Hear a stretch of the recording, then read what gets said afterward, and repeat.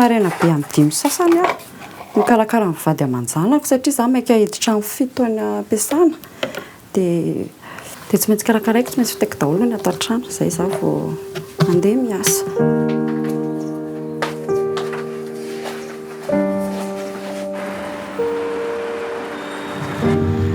Za efa vita vaksiny miprêt-à-pot amin'any ray aman-dreniko ny soavavo fa vadiko fotsiny somary mafimafy loha kely izay.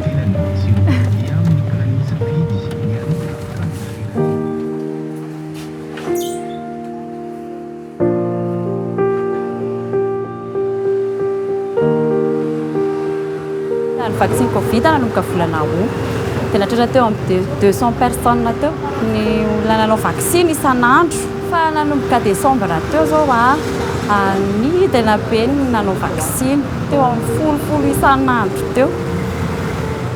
Misy ny sasany mety hoe alavitra loatra ny sitina vaksiny, gasy koa ny ankamaroany matahotra tsilona.